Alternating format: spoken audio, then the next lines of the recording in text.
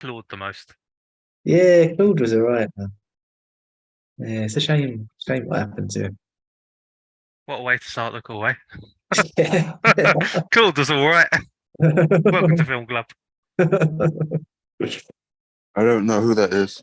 Yeah, I mean, Yeah. like you guys are just talking football for the last like couple of minutes. I just sat here very quietly. It's like I have no idea what the hell you guys are talking about. Basically, I'm sad because West Ham's best player went to another London club and then said that that was home. And Was he Oh, from West Ham? well, he's been a West Ham player since he was 14. hmm. He's now I 24. feel like this is like fucking like stepdad and step-parent shit, right? You guys, yes, you gotta go to your stepdad's house now, and it's just like, yeah, this has always been your home. Do you know what it feels like? Yeah. Like it feels like you've seen a kid grow up and they've got to the age where, even though I'm only like 9 years older than him, it feels like you've seen a kid grow up and they've got to the age where they want to go out to the world and explore something new. And it feels like I've gone, yeah, you go and do that. And if it doesn't work out, just know you can always come back here. And then he's turned back and gone, no, fuck you. That's what it feels Oh man. Yeah, I don't know. That sounds like some petty shit, I guess. I don't know. Yeah, It's we gonna be sit funny. there. It's gonna be I funny guess when me and Rob go to the England game in October. He's just gonna spend the whole game booing Declan Rice. I'm never going to eat rice again, mate. that's not how that works. That's not how that works. Oh dear. Oh man. So now I have to put up with all these bloody Muller Rice adverts that he's been doing as well. See, now you know how I feel every time I see something Barbie related. Oh man, at least Barbie hasn't betrayed you. As a what? Hasn't betrayed you. Oh, I deal with Barbie on a daily. Mm. Oh, Oh wait, have you guys got tickets to see both of those? Yeah. yeah, we're doing a Unfortunately, double bill. I'll show you something. Oh, there's t-shirts. I'll be honest. Had Ben not already bought the tickets, I probably would have backed out of Barbie. Nice. Barbenheimer, yes. I can't wait. I don't know. It's like I Oh, don't I know. missed that. Was it Oppenheim shirt? No, it's the Barbenheimer. It's Barbie as Oppenheimer with the big pink explosive Yeah. background. It's Barbie in a lab coat setting off a huge explosion, and it says Barbenheimer. Oh, huh. That's funny. Okay, but in any case, it looks quite fun. I don't know if I had time, I probably would have joined you guys, but like, just have no time. Because which ones are you guys? Well, wait, are you watching Barbie first, or are you watching Oppenheimer first? So we're Barbie doing first. Barbie first in Dolby, and then Oppenheimer in 70mm Dolby. Oh, right, yeah, because because if it was the different screens, right? Obviously, yeah. But it's like, are you gonna have a shirt change first? Are you gonna just go? You're gonna be like, yes, oh, pretty and pink. You know, you've only watched Barbie, and after you go, it's all covered in dark monochrome. On Monday, I've been invited to a press screening for Barbie because I'm doing a review for High On Films, and I'm going shopping tomorrow specifically to buy a pink shirt for it. You have a pink blazer I or wish a I white had. or a white blazer. This is the thing. I kind of wish I did have one, but I also hate wearing blazers. And I feel like a white or a pink blazer is like expert difficulty because it'd be so easy to see the creases. Yeah, but it doesn't matter because you're wearing pink and white in bright colors in the daytime, going to watch a movie called Barbie. It's almost perfect. You'd be like, Right. hey guys, I'm the new Kendo. Oh, I saw a great T-shirt as well the other day. It was the Barbie font that it said Kennedy. Okay. Yeah, I can see why Pat gets annoyed about with a fucking Barbie mentioning. Yeah, that's it.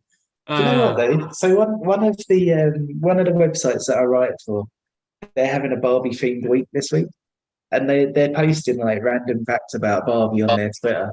And the one today was that this Barbie film will be the 43rd Barbie film, and the first one was released in 2001. Wait, what? Yeah, Yeah, but in 22 years, there's been 43 Barbie. yeah. So on It's, average, people there's complain been like about two Marvel. films. no, Yeah, no, no. so 'Cause- on average, there's been like 2 films a year.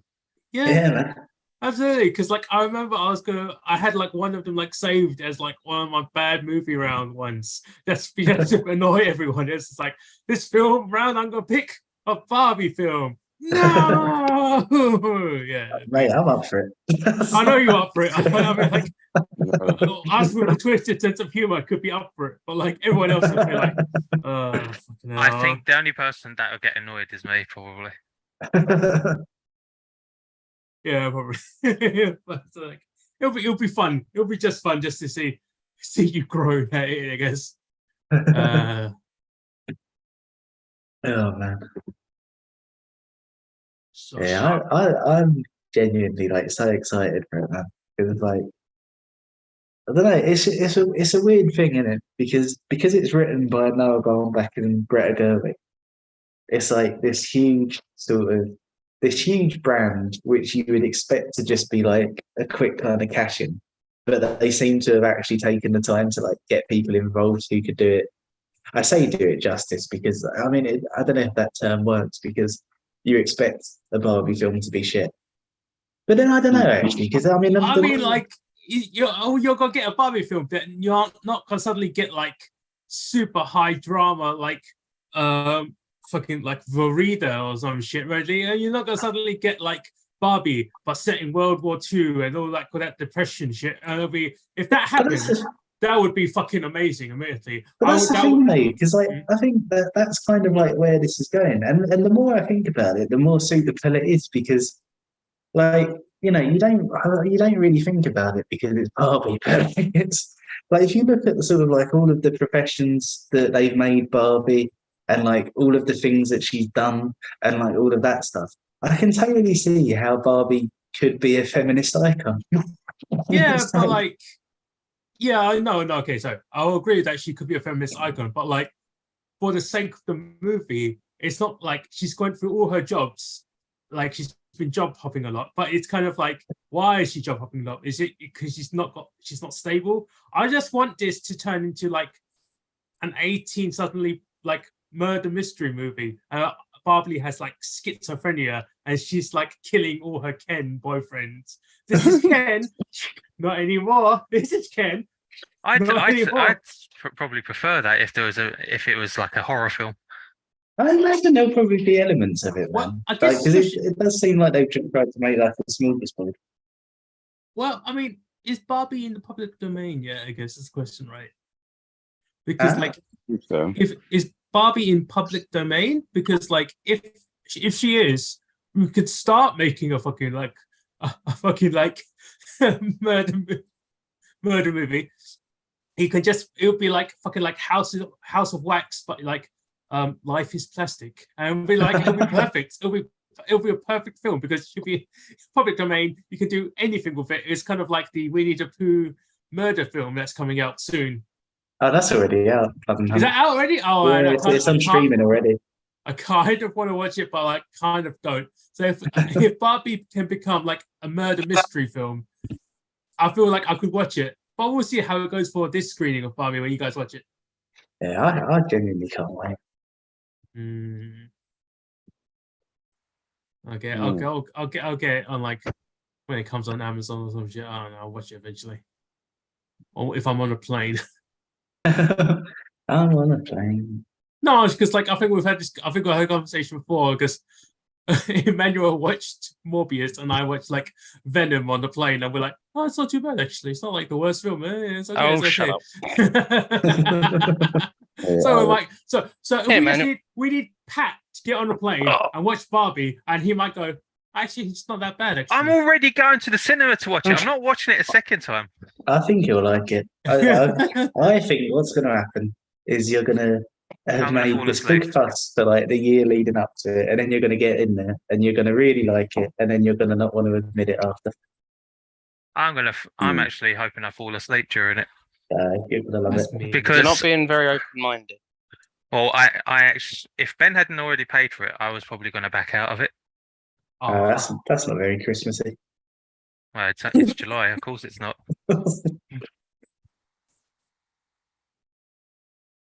anyways. Okay, so we're waiting for Mr.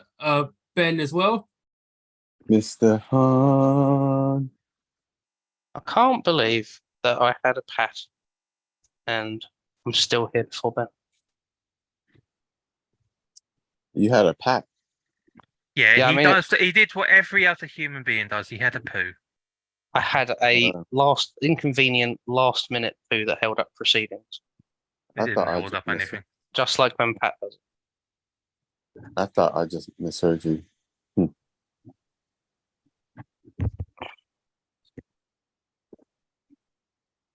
I'm just reading some trivia on Gladiator. It'd be interesting to like. I'm interested to find out more about it. I just About Gladiator. yeah. Oh, fuck. Not more Gladiator. Oh yeah, I've still got the special features in my Blu-ray or my 4K to watch. Ugh. Oh, nice. What was kind of like the most interesting stuff that you guys found out? Nothing. It's not Yeah, a very interesting film. I'll talk to you about it another time, Emmanuel.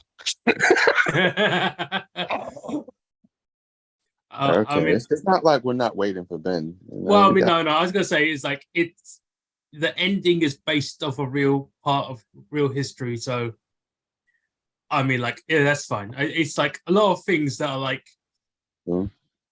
what make Commodus such a terrible person is actually based on the real life Commodus being a terrible person. So it's like, oh, okay, so he was evil in like the film and in history.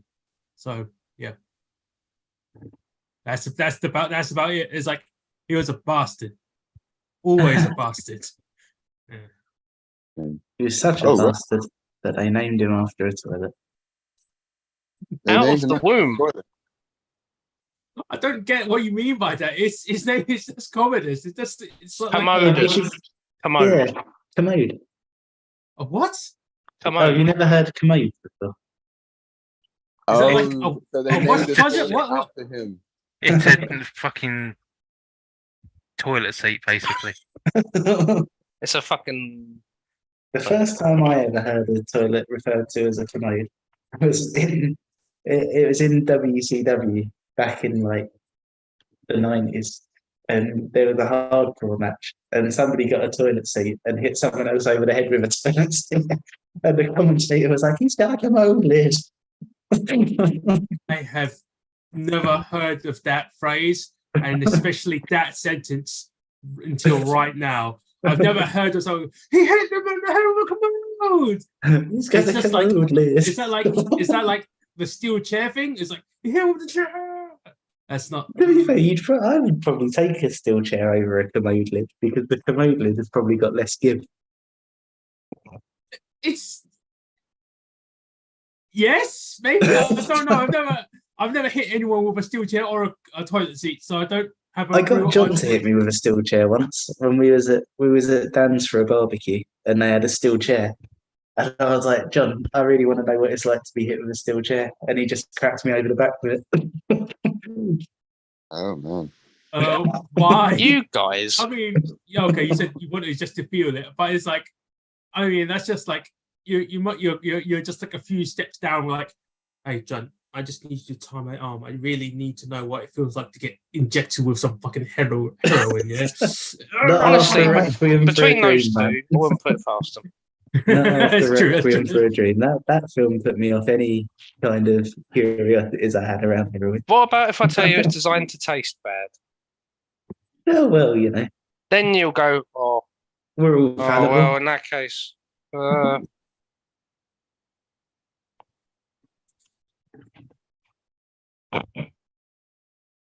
Yeah, we can hear you, Ben. I'm back. You fucking late bastard. Hey, Ben. I spent like first 5 minutes trying to click the link, but I was clicking the Twitter link Rob sent in the main chat, and I was like, "Why isn't this working? Why am I getting this random thing?" And then I looked back and then checked again and hit the other link, and it was the Instagram link John sent, and I was like, "Wait,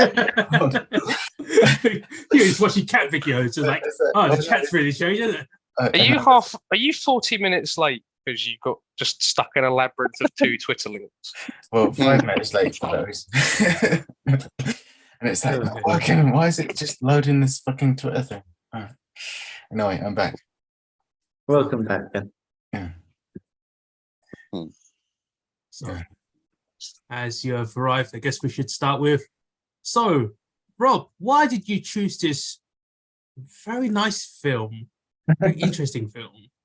Well, I thought it was about time we had something a bit nice because we've had a lot of like horrible people doing horrible things lately. And I was like, you know what? If we do something that's like, it's sad, like there are sad bits, but nobody's like trying to fuck each other over. So I thought it's a nice kind of like a nice little bit of refreshment in that sense. But no, it was mainly because like the idea of goat round just caused me so much trouble. I was just like, no matter what you call like the greatest of anything of all time, it's just like I don't know. It's a title that I just couldn't like work out how any film could live up to. And I was like, rather than like rather than stressing about it, because it's more in addition to stressing about it. I came to the conclusion that I'm never going to be able to like pick one film to like hang that to. So I was like, if I just like, word it a bit and just try and pick something that I think is a really great film that's about the things that film club is about, then that's close enough for me. And yeah, that was why I picked it specifically for this round. But it's been on my list for a while. Just because I mean, it's just a really sweet film, innit?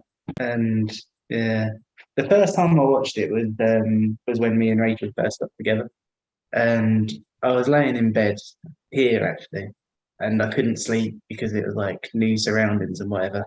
And sometimes what I do when I can't sleep is I just put my earphones in and start watching something.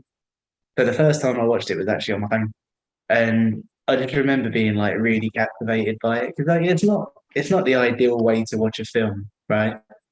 Like laying in bed, sort of not being able to sleep and it being on your phone. But I just remember being so captivated by it that like I just couldn't put it down for the 2 hours or whatever. And then I watched the director's cut just after. And so I was talking to Ben about this on the train the other night. I spent years thinking I preferred the director's cut, and it turns out that the director's cut is the one that I think's bollocks. Oh, Yeah, the theatrical cut I think is so much better because there's things in a director's cut which you often get in director's cuts. I think where I think the director has probably got a bit too attached to what he's filmed rather than trying to make something that could be the best film. So there's things where Alfredo does things that just Alfredo wouldn't do, and it just completely changes like everything that's going on. And I just I don't think it's a very good version of this story at all. But the theatrical cut, I just think is so nice for so many reasons, and I relate to it for so many reasons as well. Because Alfredo really reminds me of both my dad and my uncle Den. And there's conversations that Toto has with Alfredo that I've had with both of them. And then there's the whole thing of like going back to somewhere that you've left and like everything being like a little bit different when you get back, and people have aged and the surroundings aren't exactly the same and all of that kind of stuff. It just it really gets to me. Because I don't know, it's a weird thing, really. I don't think Dagenham really changes much, but the people who are in Dagenham get older. It's always a bit weird going back for that reason. Like when I go back to my mum's and I see like a neighbour who I've not seen for sort of like 10 years or whatever, and it's like, but you were like 30 last time I saw you, and now I'm older than them and they're 40 all of a sudden. Like that kind of thing. It's really weird. Yeah, so all of that stuff It makes me think a lot of sort of things that have happened to me, aside from it just being a really nice film. And yeah, I'm glad we all agreed it was quite good. I wasn't really sure how it was going to go. But yeah, Naturally, in your usual fashion, you went, I'm not sure how this one's going to do. And then it was like your highest like scoring one again. Yeah, I think this nearly beat Harakiri on scores. it did beat Harakiri. Yeah. Oh, it did beat Harakiri. Fucking Yeah, okay. beat Harakiri by 0.3. Okay, that explains how much we like this film. Fucking hell. It's the second highest rated film of Film Club, isn't it? Yeah, it's yeah. I bumped is it Soul really? out as like your highest rated because I think this one's like more suited to you personally. That's awesome. Yeah, no, it's just I think it's. I was saying to Alec the other day after he watched it that I think with films like this where like the sort of popular term for it, if you like, is that it's a love letter to cinema. Like the problem is that sometimes it can just feel like somebody shouting, "I love films." I think what's really nice about Cinema Paradiso is it's just like you're just observing people who come together around films, and you get to experience what films mean for them and like what their relationships to each other through film mean to each other, and that you get to experience it all rather than being told about it. And there's so many bits where like the guy in the cinema spitting at people and like all of that stuff. It's like it's not completely obvious why it's happening, but it just makes it all feel so real. And yeah, I really love all that stuff. I think there's something I wanted to say. I think with like a lesser sort of version of this, it would be, isn't film great? Film's the best. It's done nothing but good in my life. And this is like not that. It's actually like really, really like convenient to him, like for quite a lot of his childhood. And he still like sticks with it and stuff like that. And that's kind of what makes it so special as like an enduring sort of passion. I think I really, really like that. Yeah, he goes through quite a lot of like tragedy before he gets to where he does eventually, because so much bad shit happens in the first Cinema Paradiso, and it's just like, oh no, with Toto and Alfredo and the burning nitrate. I didn't realize. I mean, I always guessed like I kind of knew. I remember hearing stories about nitrate being very flammable. I didn't realize it would actually explode, I guess. So I was like, seeing that, I was like, oh, that was I didn't expect that at all. Have you ever seen Inglourious Basterds? Yeah, but I didn't expect it to like explode, because the way that he looked like a fucking firecracker right into his face. So I was like, oh damn. It's actually really sad. Like there's so many silent films from like the 20s and 30s that are just completely lost because of that happening. But there's one thing about it, is like he went and tasted he actually licked the film, and I got slightly confused about it. It is a Rob movie. You licked the film? Just licking random shite.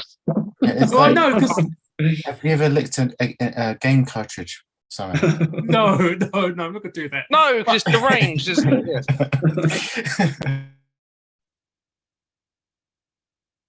But from what I hear, there was like some like xanthan gum or something on it.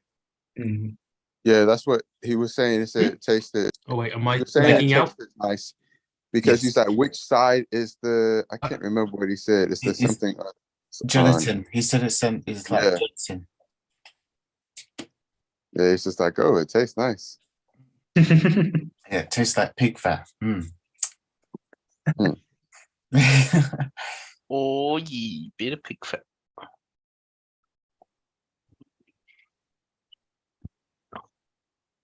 Yeah, I was really, really impressed with this. I think like you ordered it for us like a while ago, and I was like, oh cool, I get to like just dust off this DVD that's just been sitting there, not being watched. And then you were like, which one have you got? And I said it was a director's cut, and you were like, no, fuck it, just you go. And I was like, cool, I guess it's just dying a death without me watching it.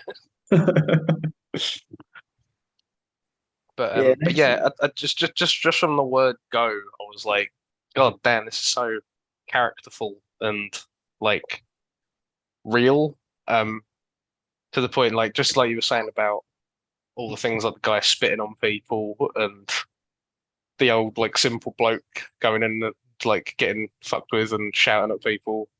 The couple who meet over like a horror film, like all that sort of stuff. It feels like an actual like community, and like it feels like I don't know. I said to Rob, it felt like I was remembering it, but these things didn't happen to me, and I was like, that's a really rare like thing to like really rare feeling to capture. Just like, oh yeah, I remember that. I was there. That was a real laugh. And it was just like, no, this is a film you're watching for the first time. You don't know these people. But, yeah. Yeah, it's a really interesting thing actually because I vividly remember the first time I was watching it. When the guy kept spitting, I was like, when is this guy gonna get his like gig? What's going on? And he just never does really. Like it's yeah, it's just yeah, it's that community thing, isn't it? Like it's not sort of like hitting you around the head and sort of telling you what you need to take from it. It's just sort of like laying out this community that have all come together because of this cinema. That's all it needs to be. But the example I came up with was when they get the little beetle and like the simple guy's like just got he's sleeping, he's got his mouth open, and they drop it in his mouth and he chokes on it and he's just going like, you motherfucker. He's like, I'll chop you into mincemeat, and then the rest of the crowd all go, "Think you'll reckon with me?" That's just so funny. Like, There's so many bits that in it that's so just like amusing and fun, and nice, and it's like even the bit where that bloke was having a snooze in the cinema, and then they just everyone collectively goes around him and just goes. It's just like, so what's going on? What is that? It's just great. It's just something that you can imagine happening in that era. Even now, it's just like friends having a little prank, and that's just so lovely. Right?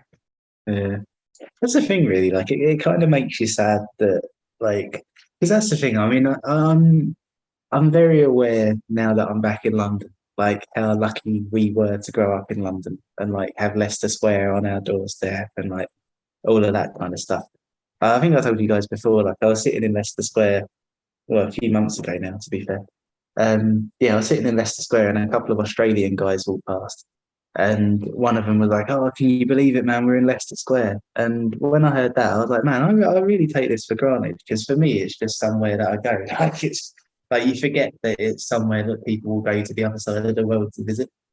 But I think the thing that you miss out from it is what these guys in Cinema Paradiso have got is that like community that comes together in this building and they're all sort of like familiar enough with each other that they can do things like that because obviously in London everyone's just sort of passing through rather than sticking around.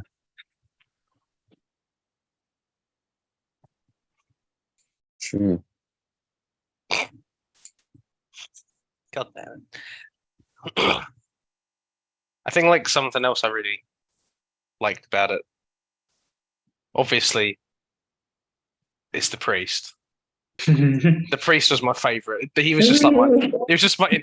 I need a bell. I need a fucking bell when I'm watching stuff. I'm just driving. I was just like, that is just so much like. Of course, like the kid is sort of just that. That's like his little portal into films. He's just watching it from behind the curtain. He's going like, and he's getting to see, yeah. And then just the yeah. I don't know. There was just something so natural about it, and I was like, "That is so wonderful." And I've realized like later how immersed I got in because when they reopened the cinema, and then it looks like they're about to go and kiss and everything, but like I was going like, "Oh fuck, it's under new management. It's under new management." So the priest not actually seen the film yet. Oh my god. Oh my god. And like everyone in the cinema was having the same reaction, going like, is it going to happen? And then they kissed, and my mouth was open. I was like, no way! And I was just like, yeah, I'm in this cinema with everybody. Like, Yeah, first time in 20 years. Yeah, that's so effective actually, because it's like it's such a sweet way of doing it. Because obviously, I mean, like this was made in 1988, so it's at the point where like nobody's going to be shot by a kiss, but they manufacture you being shot by it so well. hmm. Hmm. I think they just made it. They made it such a big deal, and like I don't know, even just stuff like having characters comment on it, just like I haven't seen I've been coming here for 20 years and never seen a kiss. Even just stuff like you get kind of an idea of like how educated people are in this town, because like you have like the usher, and he goes up to a bloke and he's going like, "What the fuck does this say?" And he's like, "I don't know, I'm illiterate." And he's like, just like this is such a. You too. Yeah. But I was like, you kind of just get like a little window into it, like I don't know. It's just so grounded. I think that's the thing. Like, It's so characterful. It's like you can imagine this town existing and like these people just like having these little quirks and little things about them that are kind of like, yeah, they're all different. They're all a bit weird, but everyone is a part of the community, and that's really quite lovely about it as well. You know, what's quite interesting is that because I went to Sicily about 5 or 6 years ago, and I completely forgot this happened, but my mum actually reminded me of it. That when we went there, we actually saw an outdoor cinema where the projector actually was projecting on the side of a building. Oh, really? I was like, oh shit, this actually did happen in real life, and that they still do it in like 2017. And I thought that was, and I was like, wow, that just says it all. It's like it still happens, and there's still projectionists out there that still would do that, and it's just like really quite. That's really neat. That's sorry. Nice. Sorry, Dan. I was to say that fucking scene when he's projecting out on the wall and they're just like, charge him half price, and the guy comes out, he's like, come on guys, we're gonna need tickets, and everyone goes and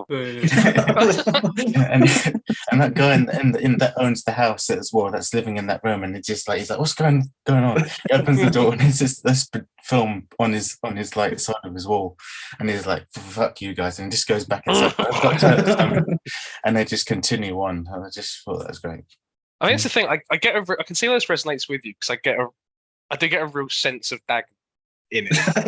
Like, Wait, what? it's just grumpy people. Like, just things happening to grumpy people, and they're like, what the f-? And they can't really do anything about it. It's just the way They it just is, kind of but have we to just let it accept happen, because the community's already kind of like, yeah. And they're like, they just got to kind of ride it out. They go, don't. Wow. For the community.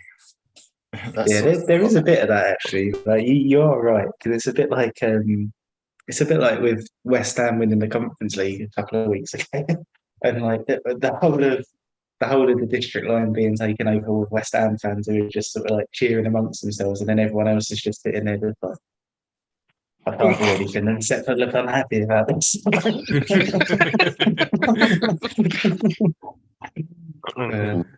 I think it was a bit like that time that you got on the 62 and those guys had a really moderate fight with one another. That was the bit that I was about to say. We were gonna, it was so weird. We got on this bus, and there was this old guy just on on a seat, and then this other guy came in, and he wanted to sit next to him. Well, like not next to him, he just wanted like a seat, and then they just had like a standoff.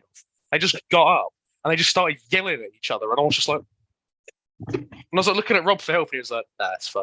And then they just yelled at each other so much that they just went, "No, fuck!" And they both just sat down next to each other with their arms folded. Like,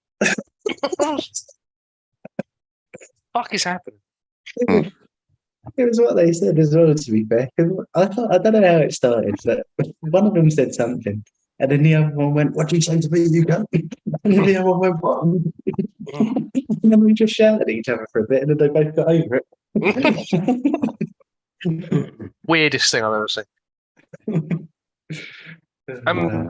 Are we all here? Yep. I was just like, no. My video was like starting to lag, so I just turned it off because I just worried it's gonna go. I'm gonna go all jittery and like all crazy for like my video. So I just didn't want that. Okay, Hopefully. hopefully it was fine because like I don't know. You seem alright at the minute. Okay, so I don't know if Yeah. you want to do opening statements or something. I feel like we need a bit of structure.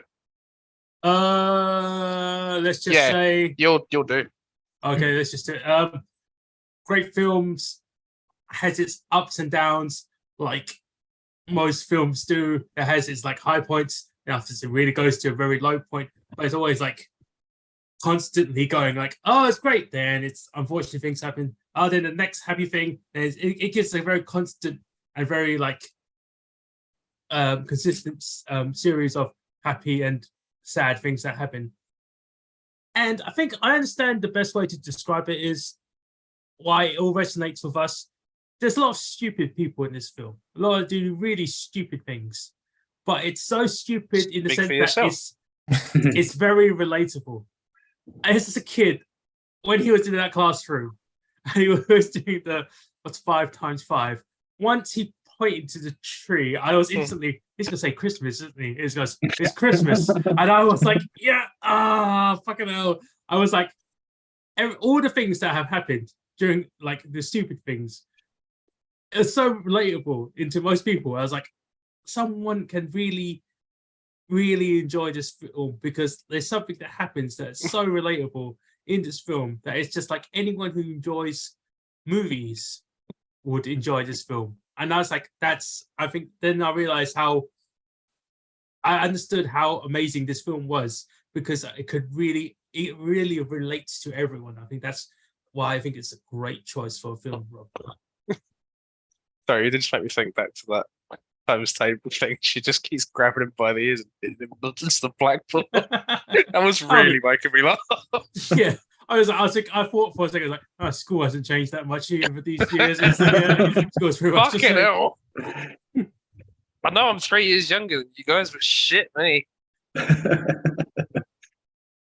You're the lucky one. In any case, yeah, it's a great film because it's just like it's something about it that's very relatable, and because it's relatable, you can really just feel you being in that cinema or watching those films most of the times. There was a few sections that made me go, did people really fucking like a bunch of guys just start jerking off in the cinema? I was just like, I saw that, I was like, This is Rob's first film with wanking. Yay! Welcome to the club. okay. It's just me and Emmanuel so far, but you're in there. It's just something about it. I just saw it and I was like, because especially it's with the usher again, who just like with his big fucking flashlight goes. His flashlight. His flashlight, you bastard. Well, I mean, it might have well been his flashlight because he started to like almost pull out and start rubbing himself. It's Jesus Christ. Adjusting himself, yeah. Yeah, he's like adjusting himself. I was like, ooh. Ben, you can't be pointing out flashlights when you're wearing that shirt. What, the Mandalorian shirt? Yeah, precisely that. Oh. If you lean at the right angle, it just looks like a bum. Yeah, there it is. Yeah. But yeah, this. Enjoy that. You're just like the Mandalorian. I'm like, yes, the man who is built like a fleshlight. That guy.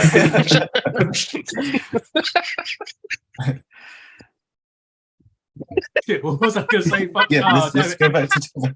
Yeah, okay. So Ben, tell us what give it. Your opening statement, Ben. Bravissimo. Yeah. Bella Ciao. It was good. Yeah, shut up. Stop, Bella.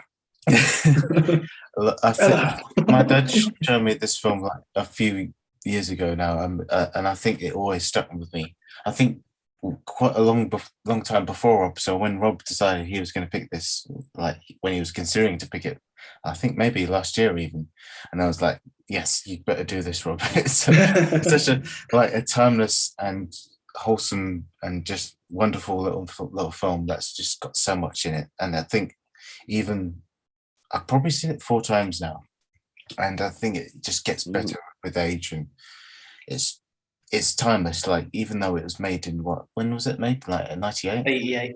88. It still feels like it could have been made in the 60s. It could have been made whenever. It's just like It's almost as old as you guys. it's almost as all of us combined. But yeah, it has just this like relevance and just like, I don't know. I think part of the reason why it works is because of how simple it is, but the characters carry the film and how it's told in Toto's point of view and the journey. Whether it wasn't really that much of a fantastical or very like huge journey he went on, but that's why I think it worked, because it's just about this boy that just he comes from nothing. He doesn't really, his family, like there's not much that they're there for, as in that his dad allegedly died in the war and his mom's trying to make ends meet, and the only thing he has is cinema, and he gets on with the kindness of a stranger, which I just realised you said allegedly. I thought you said leisurely. And he leisurely died in I was the like, war. he leisurely died. Yeah, he just decided to stroll in and just got blown up. And but yeah, but the thing that's what's so good about it is just that he finds friendship in an unlikely source, and just that him and Alfredo, just the two of them are just wonderful, and you can just tell. I don't know a bit about the bit when Alfredo makes him age like really, really quickly, like puts his hand on his face, and then it comes away and he's aged like 10 years. And I was like, I actually like that. I like that cutscene because it felt very natural somehow. It's a horror movie. No, it is really cleverly done, because it's like how else, but that was just like a really creative way of showing the passage of time, in my opinion. But yeah, it's like, I think everyone here will probably like say the same thing, that Toto, the little boy, was so like endearing and lovable compared to Toto, the teenager. He's still lovely and he's still cool, but it's just like the boy is just like this, got this wide-eyed optimism. And would it be good to say that Toto as a teenager was just whiny, but Toto as a kid was whiny, but at least he was adorable? Yes, but he's also a bit like Dennis the Menace as well. He's not just like a complete like lovely goody two shoes. It's just he's quite mischievous, and that's what makes him even more endearing, because he's just like a regular kid. He just like likes to do. I think all three Totos did really, really well. Yeah, I was really impressed with like the little kid Toto. Like he just had like that. Yeah, like you said, like that mischief and that like wonder to him, and yeah, it was. Yeah, he was a really good little actor. Not to discuss the rest, obviously, Kid Toto is just like wonderful in every way. But I think the teenage Toto, he just had this like romanticism about him. He just wanted to find love, and he thought he found it, and him being drafted in the war and stuff like that. I think you can see why all three of them are so important to tell the story, his story in three different time periods, because it's just like you got that, like youth, and you got like the romanticism of teenage youth, and then you have like his nostalgia of being an older man, just looking back, and just I think that it's just quite a powerful film in every way. And I think obviously the music we've all discussed is just like makes it just like the cherry on the cake. Just Ennio Morricone just giving it this like sentimental pathos, and even every little side character just. I think that's just another good thing, is that all the side characters just are so vivid and so like they all have their little stories. You don't hear and see everything they go through, but you just get a sense of what they are and what they've been to. And like the homeless man in the square, basically Dan's character. Square. But it's just, and he was like, I didn't like him at all. He was like a fucking cockroach, just like, especially he's got that brown like little suit Oh no, no, I didn't call Humphrey a cockroach. That's not what I said. That's the those were my words. He's But like Humphrey. If you step on him, his eggs fall out. And he's But still he was alive just after he was just Holocaust. hiding in all like little corners and everywhere. And afterwards, it was just like he pops up and goes, "This is my square." I was like, "What the fuck?" Out of all the people I fully expected not to be alive, he was a person. Because after 30 years, after everything has changed, you just see him with his like carrier bags full of like cans. And like, this is my fucking square. Yeah, and I was like, oh my god, you're still alive. You really are a cockroach. You won't die. What the fuck? Yeah, that's the thing. I mean, realistically, Jesus Christ! Okay, yeah, that's what made it like. But like, you get what I mean. Yeah, I think that's what made it even more like what's the word? It's the sense of coming home and sense of like a familiarity, and him being there has always been something that Toto would always come to terms with and just expect to see. And I think that just he had to come back and see him. It was a brief moment.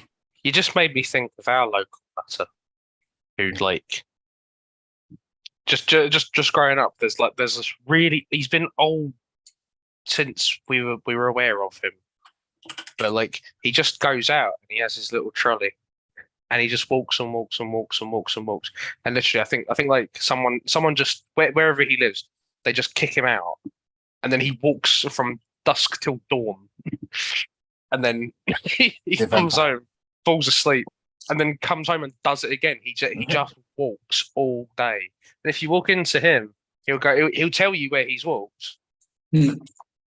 And he's really boring, but like he will just let you know where he's walked all day, and then he's just off again.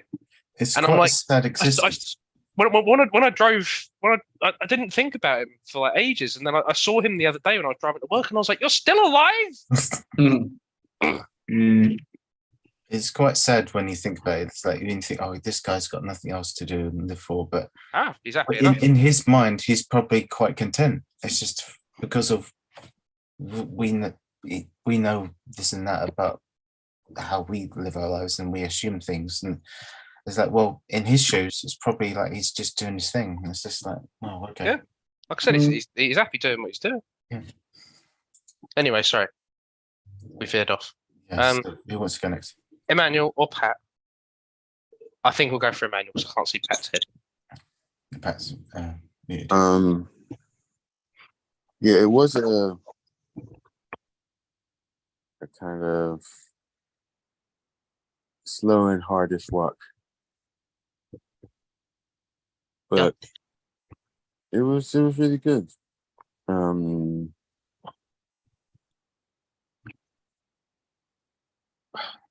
I can't really think much about it right now. Maybe I'm just tired, but you say you're really tired? it was yeah. Oh, you can't see my video, can you? We don't need to verify how that's tired you're on the show. Emmanuel's You're so tired that you became a sunset. Yeah, he is really tired, guys.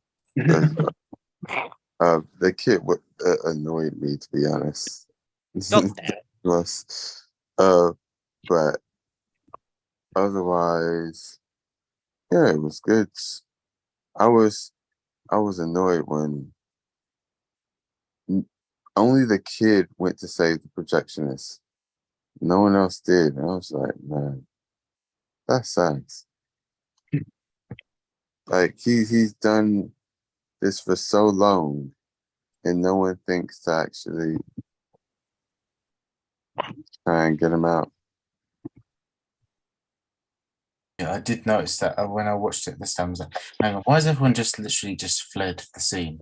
Everyone just run for their lives and they just let the building burn and just like, wait, where's Alfredo? And it's like, okay. That's the thing with Alfredo. I think you think he's going to be a heavy guy, but then you go to yank him out, and then he turns into the shittest dummy I've ever seen in my life. He just becomes like just absolute limp crap, like Z grade dummy. Then you can pull him out really easily. So, yeah. They lost a production point for that. They got on my nose. No, I didn't get that at all. if he was holding him like the Hulk would hold the body over his head, that would be like, yeah, that would be like, okay, that's unrealistic for Toto. But he's dragging him, bashing his head on every step. He's still very heavy. I went as far as to call it a contrivance, actually. No, I think I Because could Toto's very small and Alfredo's like a big guy.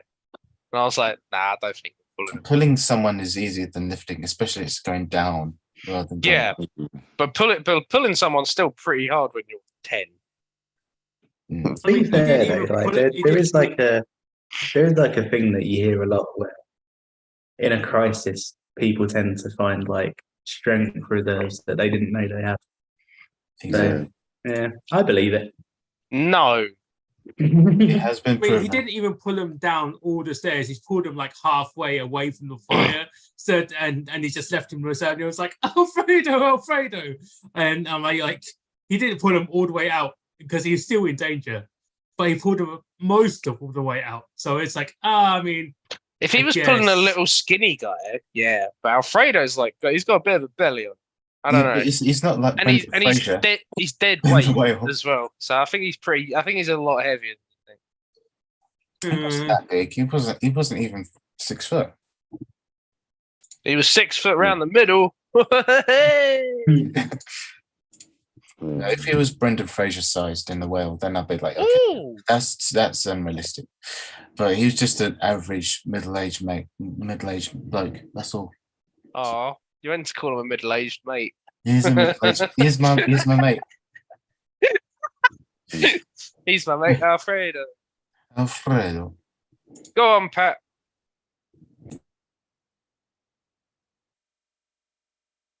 What? Opening statement. No, I enjoyed it. I sort of took opening intros. That's right, he's lagging. Well, enjoyed is quite a low review, really, considering how high you rated it, I should say. I mean, like a lot of what I'd probably say has already been covered. But for me, the part that I probably enjoyed the most was the relationship between Alfredo and Toto. Like from the point of like when he was a kid, sort of quite inquisitive about the whole thing. As well as driving Alfredo up the wall. And then sort of taking over the cinema when they rebuilt it, and then sort of the whole sequence, the end when he comes back for the funeral. Like I thought their relationship was like the shining light of the film.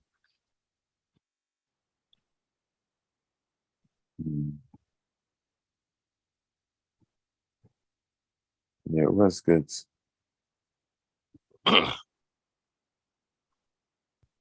I mean, that's the thing. Like, there's well, it's kind of the saddest part of it all, really, isn't it? Is how their relationship changes, because it sort of goes from Alfredo resisting Toto wanting to learn how to be a projectionist to Toto having to become a projectionist, and then yeah, I really love that you get the end of the relationship at the start, because that opening where Toto's mum calls him, and there's a conversation where they're like, he hasn't been back for 30 years, like he's not going to be interested. And Toto's mum's like, no, he's going to want to know this. And then it's like, Alfredo's died and he's just in bed like, oh shit.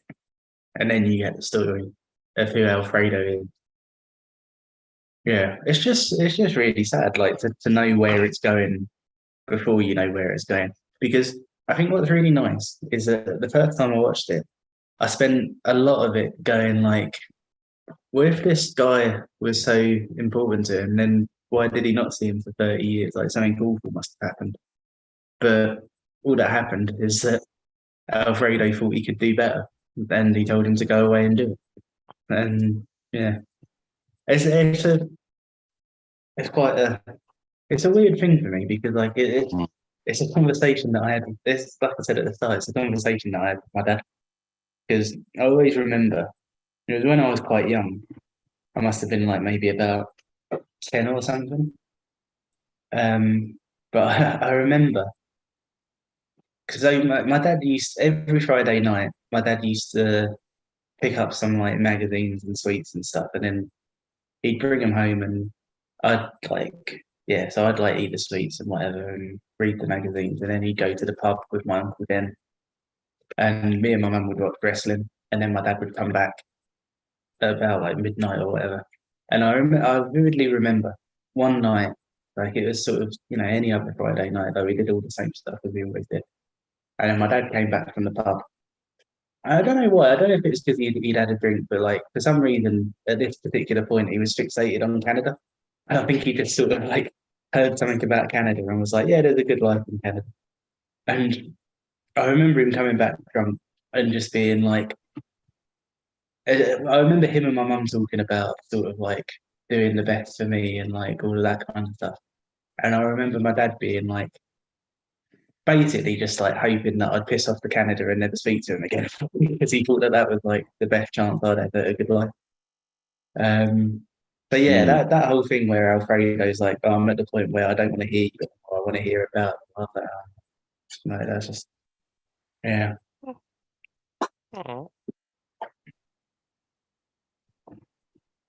That was a nice story. Yeah, it's very sweet.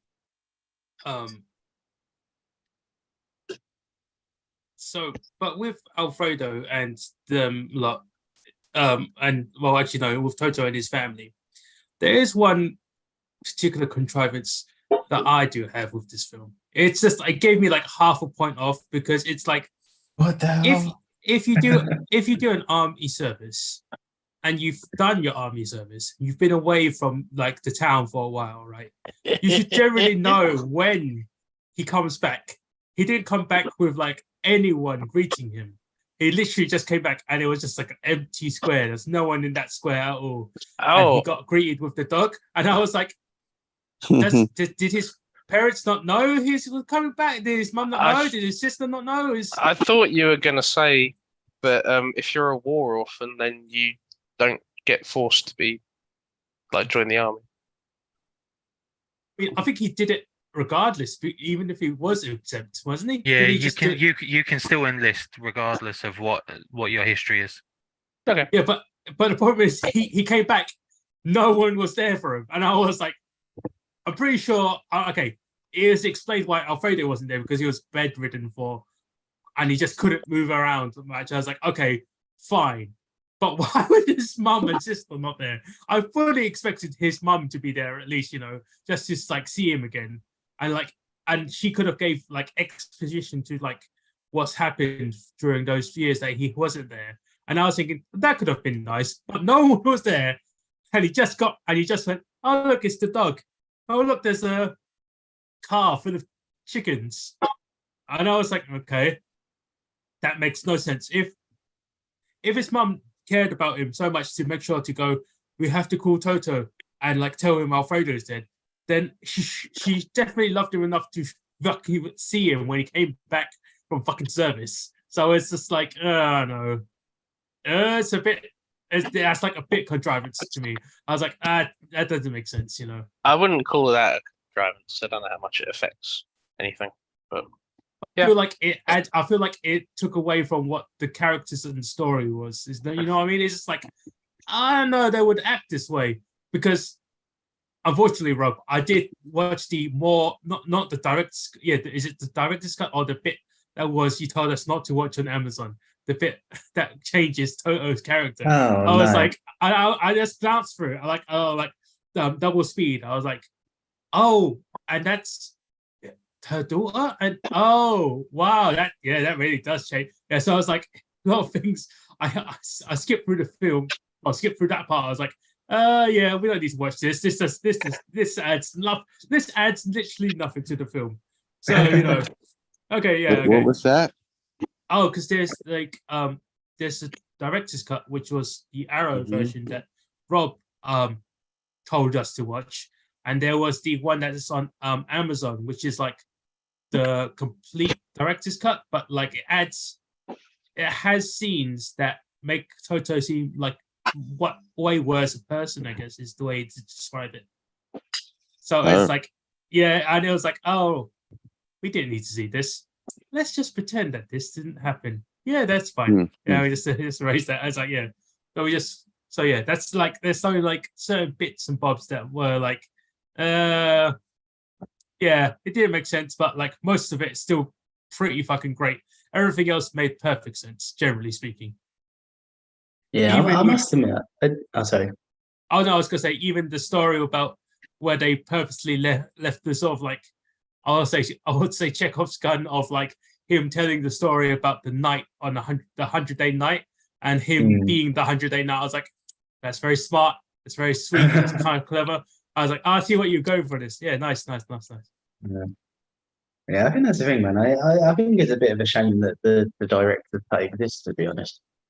But I think everything that was cut from it was cut for good purpose. And like I said earlier, I think a lot of the stuff that they put back in was probably a case of the director being like, well, I filmed it, so I want it to be in my film, regardless of whether it was going to make it a good film or not. And to be fair, there are people that prefer the director's cut, but I don't understand those people. Wait, I guess the question is, who else has watched the director's cut? I was gonna, but I didn't have time. I listened to Rob and watched the version he wanted us to watch.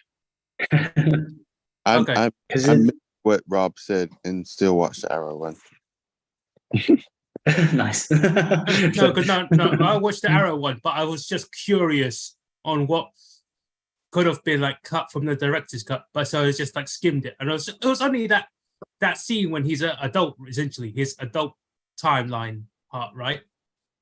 There's a Because I couple of bits. So the worst bit, in my opinion, is that there's a scene where Alfredo tells Toto's girlfriend to leave him, and I don't feel like that's the kind of person Alfredo is, and I don't think that's the kind of thing he would have got too involved in on her side. But yeah, I don't like that. There's another bit where Toto meets her again when he comes back. Yeah, that's the scene I'm talking about, because that scene made us like, I don't think Toto was that sort of person. I feel No. like I feel like for the Alfredo telling because like I would like to say Elsa again, but that's not quite her name. Ella? I can't remember her name. It's Oh, something wait, like But that. Simon actually was watching Frozen. Her name's Elena. Elena, fucking That's it, hell, I yeah. don't know. But like essentially, Oh, it is that. I feel like Alfredo telling Elena, or Eleanor, I don't know, who gives a fuck. She leaves halfway through I the think it's fucking Eleanor. story. Yeah. But like That's the thing. I think it's such a stronger um, story as well if she just disappears, because that actually happens.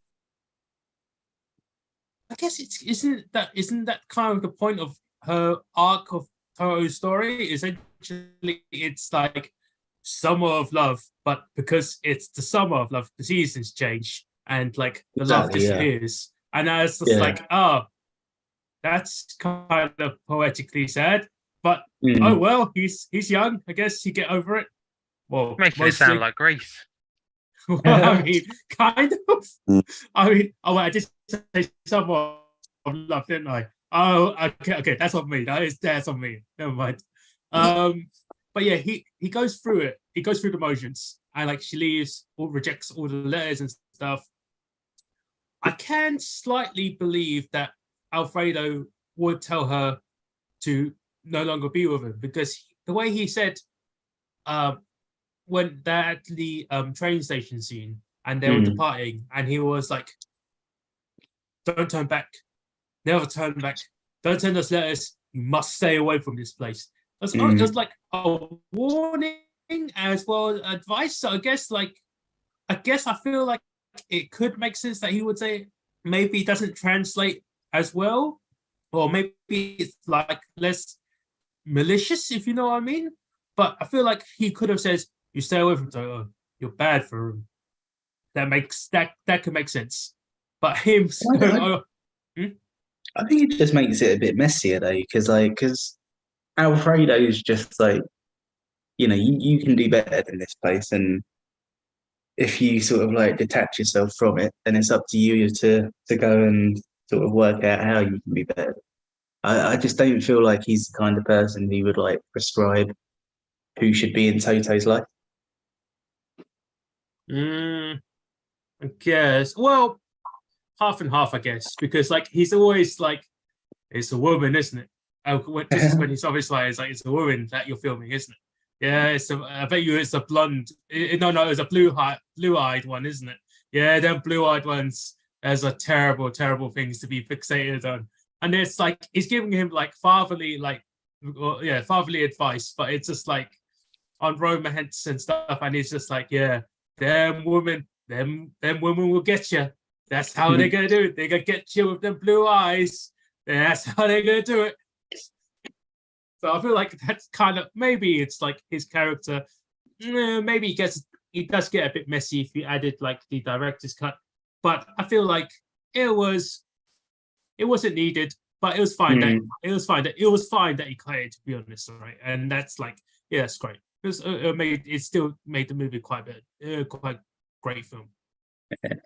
Yeah, I think also as well, like the director's cut, because there's like an extra 45 minutes, and it's just stuff that's like, it's either not making a difference or it's making you go like, no, but that was better without that. Like, it just makes it a bit of a drag.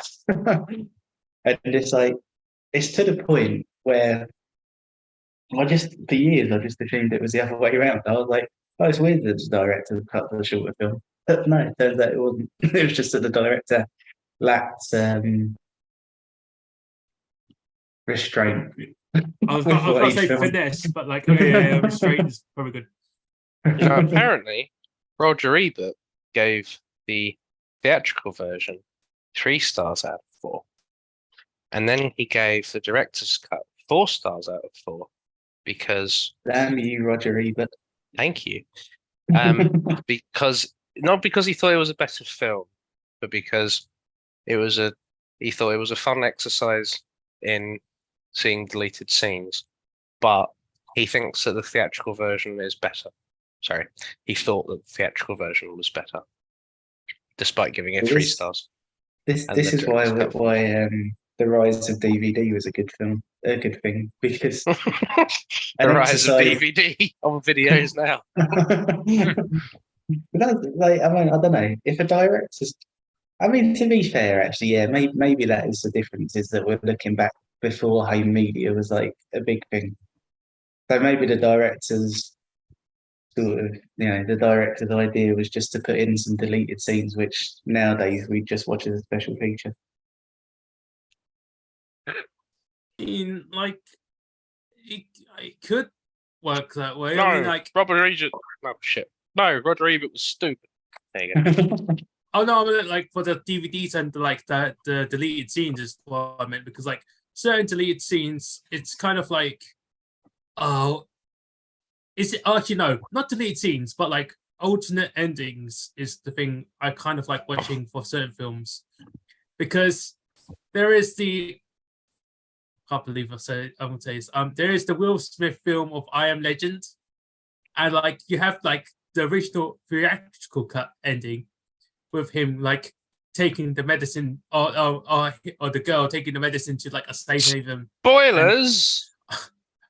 Oh, sorry. Were you gonna choose fucking I Am Legend seriously for this round? That would be maybe we will in the future. You don't know. Oh, okay. It's a Will Smith film. It doesn't matter. We'll slap some sense into us afterwards. It's all right, Simon. Everyone here's seen it. Yeah, okay. Yeah. But in all seriousness, there is the theatrical ending, which is like all Hollywood ending-ish. You know, there's a safe haven, and they can use the medicine to fix everything in the end. It's like, oh yeah, very like safe Hollywood ending. Then afterwards, but then they actually did the original ending through the book, which is like, oh, the real monster was actually Will Smith. That's a statement, right? So afterwards, it's like, yeah, they're the real like legend of the terrible thing was Will Smith and him, like, and they were, and the end of them like leaving into like, well, driving off into the sunset, and like without seeing like the DVD version of like the alternate ending, I wouldn't realize that they even made it, and it was like, oh, it's interesting to see what could have been done, because I think we had this conversation with with Get Out, right? Because there was the thing where because where he got arrested, and I was like, oh right, yeah, just seeing that ending would have been way more interesting than seeing the one that they finished with. Though the one that they finished with was, better for the audiences, I guess. So it's like, I don't know, it's the thing about, it's a discussion about it that's very well thought out right at the end of the actual movie itself, because every time that fucking priest rang his bell and like decided to fucking like cut out the kiss scenes and all the other scenes and stuff. When Toto was sitting in that cinema, I fully expected like the ghosts of the priest just in the background going ding ding ding ding ding. No, you can't watch this. No, because it was just like, yeah, it's like, yeah, I could just feel his presence there, and it was just like, yeah. But it's like all those scenes are quote unquote deleted scenes from the films, and like he was just watching deleted scenes. So I was like, oh, that's, yeah, you could make a movie of just deleted scenes and like edited scenes. So that's like, it's interesting to watch it as that. Yeah, that's actually. I think you accidentally said quite a profound thing there, actually. Yeah, I keep doing this. I don't know if I do or not, though. You keep saying that.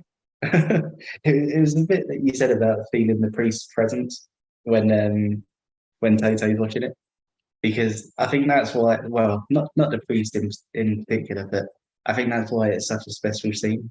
Is that he's in a different building and he's watching it alone, and there's no one else in the room, whatever. But that montage is so special to him, but it's so special to everyone else in the film as well, even though they don't know it exists. Unfortunately, too many people feel the priest presence these days. Jesus Christ. Literally. So when you said about feeling the priest's presence, I sort of had a little laugh to myself. Oh my God. The dark nature of my humour is just come out full force there. I know. So, anyways, what's the priest supposed to be the Fox censors? Because it's like every time that movie was coming out from like, I think the Catholic Church was censoring stuff before Fox did. Yeah, but I feel like it was the Fox censor, because like the reason why I say it like this is because when we first like see like turn the camera and we see the projections coming out from like the lion's mouth thing, I was like, oh wait, that's the MGM logo, isn't it? And like all the film was coming out from MGM and the priest was Fox, and it was like censoring all the films from MGM. I was like, that's a wow, they could tell the future. It's exactly what happens now. And I was like, wow, this film was way ahead of its time. Fucking beautiful. But anyway, that's the end of that bit. So that's quite a nice way to look at it, to be fair. Yeah, I never really took that connection, but you're right. It just the MGM logo. I love that little bit with the the young Toto sees like the lion's head just like come alive that moment. He's a bit frightened, but he's fascinated. It's just like, yeah, there's little touches like that.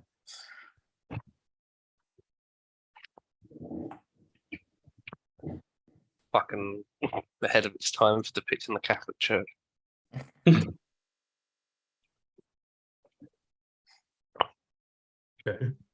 Should we? I have to say, like, I think for me, if we go into favorite scenes now, I think one of my favorite scenes is probably Alfredo and Toto in the examination hall, like in the school, where he comes in suddenly. Oh, yeah. Alfredo has to actually do the course and just the exam, and he's literally clueless, and he's just how they wrote that scene was just fantastic, where he's just kind of like he needs to know the answers, but Alfredo just doesn't know what to do and write, and he's basically becomes a kid in that scene, and it's just so lovely. And Toto just sort of toys with him and just trolls him back, and just like and they have that like thing, you teach me to do projection, and it's like that's a good way of him like okay, we have a deal. And I just thought that was sweet. I think that's I think that's like such a sad way to like kind of show like that coming back to that education level kind of thing. Just kind of like it just really puts him on a level where like he's meant to be like the adult in the situation. So he's But just he's like, fuck, I have to now bargain with a child. Like have a qualification. It's like you said, it's like there's so many people like were quite they couldn't read or write. When obviously they saw that film and there was like, oh, we can't. Did you just struggle over the word illiterate? That's really funny. Yeah, because it's just it's one of those things that's like, yeah, these people aren't quite educated enough to do this or that, but but why not? They're allowed to go and see a film and they can still enjoy things. And it's just like Alfredo's trying his best, and obviously he's kind of like hamstrung by this thing, so she has to pass this course. And so I thought that was quite sweet. Just like, doesn't matter who you are, how old you are, you still have to do this. Yeah, that's a really good point actually, and that's another thing that I think this is really good at without shouting about it. It's really good at showing film as like everyone's art form. So like there's not really anything else that you have that with. Like, I mean, back then music wouldn't have been as accessible as it is now, and you would have had to have gone to like a big theatre, and you'd have to sort of have like a big band playing in front of you and all of that kind of stuff. And you know, in a town like that, how are you gonna get to that? Like theatre wouldn't have been accessible, opera wouldn't have been accessible. So like literally like the only form of like art and entertainment that they've got is cinema. And yeah, it's really good at showing that like you can have like all of these different people in the same room for the same reason. And they've all got sort of like their own struggles. They've all got different things going on. They don't all understand the same things, but they can all come together and you know, sort of like taking this because the cinema exists. Yeah, I think that's really nice. Yeah. I think that's what makes it. I think that's like why it ends. Sorry. I think like the last we see of the cinema being the inside and then the explosion happening from outside. Like it just kind of puts him in mind like all the times like all these people shared with each other in it. And it's just kind of like, fuck man, that's so sad. But like I don't know, because I was reading like the old owner's like face during that, and I was just like, he doesn't seem like he seems sad, but he's also kind of like seeming. He seems like kind of happy, like he kind of contributed, and like it used to be a place where people could like be a community and stuff, and like it's sort of like a bittersweet kind of feeling. It's like it's sad to see it go, but he was happy to have a part in it. Yeah, like that's bringing the the thing, community mate. Like, together, and I was just like, man, that's nice. That's another thing that's like so sad, and it's all sort of like wrapped up in that thing that I said earlier about coming back to somewhere that you've left, because like obviously seeing the cinema in the state that it's in and like it being knocked down and like all of that kind of stuff, like it's awful to see, but it's not what it was anymore. So it's like, you know, you either look back on it and think, well, that was a really nice thing to be a part of, or you'd be sad about the show that's not there anymore. And it's like, well, it's not there either way. So it's really sad. But also nice in a way. Yeah. And it's that scene as well, like when they're in the funeral procession and he calls Toto Sir, and Toto's like, "Oh, what's this?" Like, it's like, and there's that whole thing about how, like, he's sort of left and made a name for himself, so it feels appropriate now. And it's just like, I don't know, I find that really heartbreaking as well because it's, That was so sweet because like mm, he calls him sir, and he's like, you don't need to call me sir, but is yeah, Toto appropriate?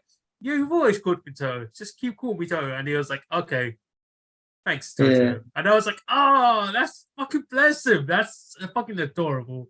It's Because just so heartbreaking as well, though, because it's like, it's nice that he's gone back to his home and people there respect him and whatever, but it also means that he's not one of them anymore. And it's, Mm. yeah.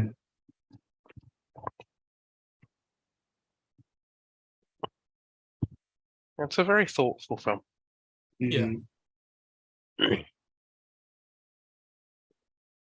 But that whole funeral procession right up to the end, like, it has me in tears, man. Like, it reminds me of the end of Big Fish because it's sort of all these people that have like lived in this story, and now they're all together again, and they all look a bit different to what you remember, but they're all there, and it's just, yeah, it's rough, man. Like, it's like, I don't know, it's just that passage of time and being able to see it like literally in their faces. It's just,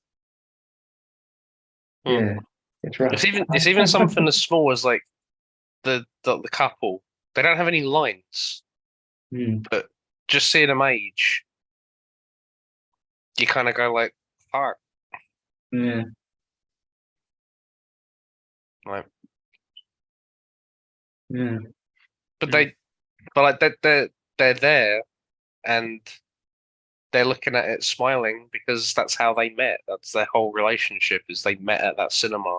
And they met at that cinema because they were the only two people who weren't scared by like the horror thing, and they weren't like covering their eyes to watch it. And that's why that's the whole reason they get together. And it's just like, yeah. We don't need to hear anything from them. That's so sweet. That was Mm. amazing, right? Because like I could imagine somehow if someone went to cinema, everyone covered their eyes, and then like them two going, "What a contrivance!" and they both got each other, and it would like, it would have been fucking amazing just to see it like that. But it was just like, yeah, that was sweet. But then again, cinema was, I guess, different for like a small Sicilian town, because when we first go back to like the real like past when Toto was a kid, were all of them not like fucking smoking cigarettes and watching the movie? Because like watching that really fucking like, it really like baffled me, because I was like, what the fuck? They just like, they're having like proper like puffs of cigarettes. I was like, I guess that was okay during that time period, I guess, because it's just like, it took me really like, it bewildered me, I guess is the correct phrase to say, because it's just seeing something like that, I was just like, whoa, man, time's different nowadays. Yeah, things have changed a lot, man. Yeah. Remember when we were 10, we just rolled up sickies and just had them when we went to watch the movies? Yeah, used to be better back then, right? I remember when we were 14 and you used to crush polos. Oh yeah. That's a whole other thing. We don't need to mention that story. Yeah, we are on live stream. Mm. I like the idea that Miss Powell's watching and she just heard that line and went, "Oh." That's what that was. I don't think she'll be watching. Maybe she Christ. is. Anyways, so favorite scenes. When Toto broke the fourth wall. Yeah, that's my favorite scenes. Essentially, he's complaining about how, man, in movies, fucking the summer will be over and it will just start fucking raining soon. Lightning comes out of nowhere. It's like, yeah, you fucking broke the fourth wall. That's amazing. And I was like, it's pretty much like, admittedly, I prefer like the story arc when he was a child than when he was a teenager. But like all those awkward scenes with Eleanor were quite funny, because it's the scene where he first tries to talk to her like outside the cinema, and it's like, yeah, nice weather we're having. That's London, thunder, lightning. I was like, yeah, that's so typical. Yeah, that's happens all the time. Yeah, I think all those scenes were quite comical to see, and I feel like that added to his like weird, like sort of like characteristics of him trying to like be a bit of a try to be a better person. But it was just like funny to see all that. Yeah, and wait, there's also one question. I don't know. Is it an Italian thing? Because I've never seen that before. When they were doing the weird date montage, and like they had a salad made out of a cactus. I saw that. I was like, wait, what? Is that a thing that people do? I've never seen a cactus bowl before. I don't think I've ever even heard of a cactus bowl. Is that a thing? I've never. Is there like a new Caesar salad that's just cactus? I don't know. It's just really bad. Again, a lot of stuff I just see. I just like, huh? What? It's just like, yeah, a lot of things just baffle me sometimes. I would imagine it's probably a Sicilian thing. Like maybe it's like I don't know. I must admit I didn't notice. I Okay. don't know the idea that the director was like, this is gonna freak out some like Chinese Londoner. Well, I mean, like, I'm just gonna well- pretend like this is a thing.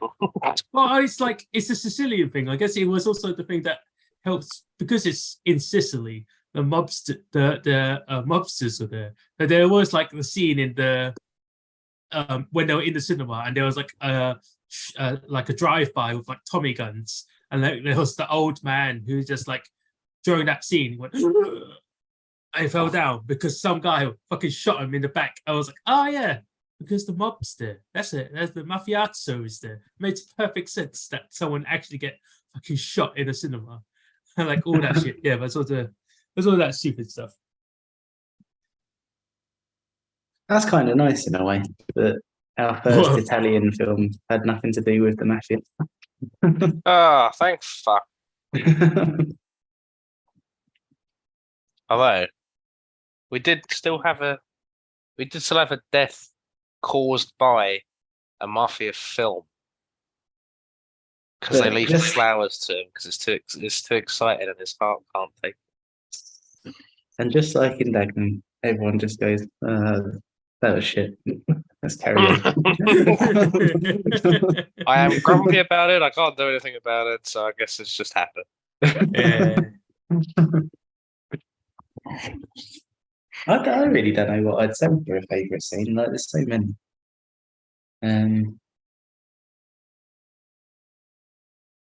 I mean, obviously the ending is a big one, but that's one that sort of, I think that's one of those ones that you kind of forget, or like you might forget what the significance of it is, but then like as it goes on, you go like, oh yeah, like these are his reels. These are the reels Alfredo said he'd give to him, and they're all in. Yeah, like I think I really respected the film for not spelling that out and not having a little flashback like these are yours. I'm gonna keep them here. Like they just let it sit, and you go like, oh right, because I didn't understand what it was at first. I was just like, I really appreciate you just letting me figure that out. Like, it's such a nice moment, man. Like, because yeah, so you see kind of like the montage, and it is like we were saying earlier. Like, I think the film does such a good job of making something that is, it's fairly mundane, like seeing a kiss in a film, but it does such a good job of making that a big deal that when you see the montages, like there's something in the back of your mind that goes like, this is really important now, and then when it comes back to Toto's face and he's just sort of like leaning into the screen and just like, holy shit, like, and then you sort of like feel the importance of it through him. It's so nice, man, and it's so like it's such a cathartic thing because it's like everything's changed, and like he's been through so much, and he's just gone back home to a town that he hadn't visited for 30 years, and everyone's older. The cinema's been knocked down, but he's still got this thing because Alfredo kept it for him, and it's nice. Yeah. I mean, it's also a bit of like a, I don't know. It's nice in a way as well because it's something that out of that town, the only people who've seen it are him and Alfredo and the Mm. priest. But the priest is, yeah.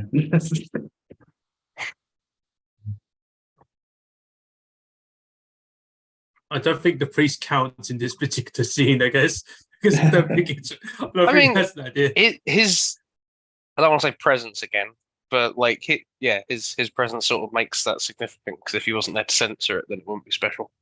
Yeah. Yes, yeah. I think my favorite moments are really, really small. Because it just caught me so off guard. And it's when the guy who's been spitting on everyone for the last like 20 years finally gets like a newspaper full of shit in his face. That really caught me. It's just like, yeah, fuck you, man.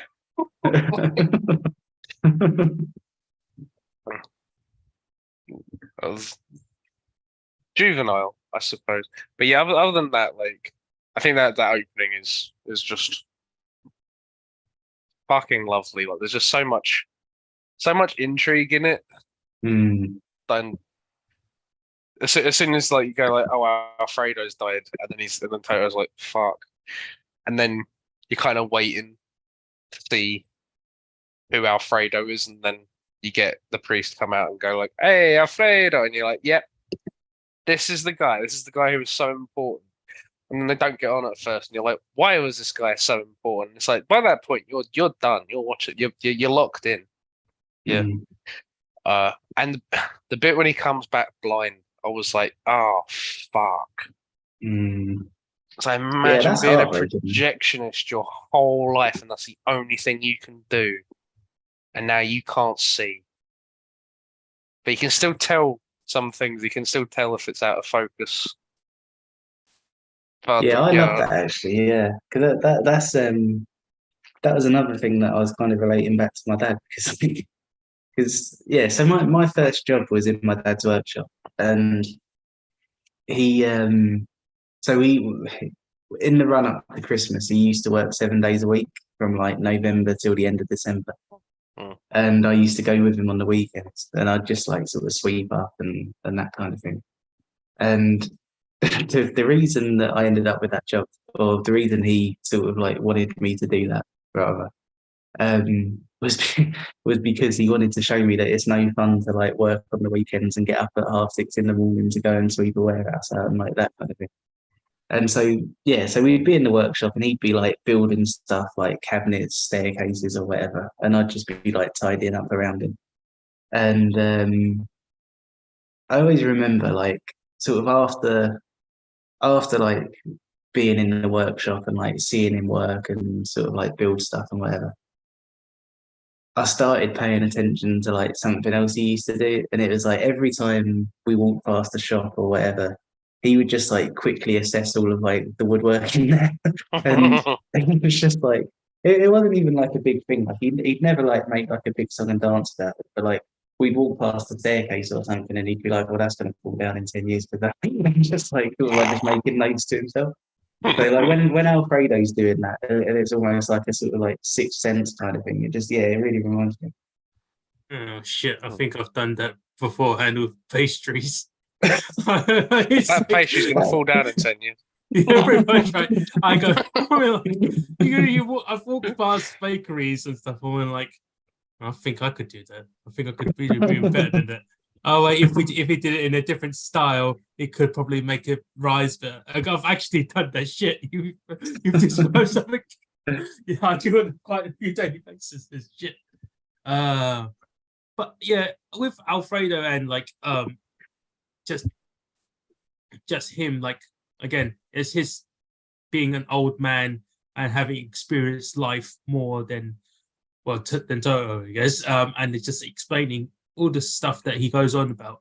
It's like he is the surrogate father figure that he needed and he still has essentially, and he had essentially, and that's like it was good to see like their development that way. But I feel like Oh no, he doesn't. He doesn't make it. He doesn't. He doesn't make He doesn't make it easy for Toto, does he? Because like he gives that story about that night he waited for 100 days, and afterwards, yeah, he picked up his chair and he left on the ninth night. Goes, but what was the moral of the story?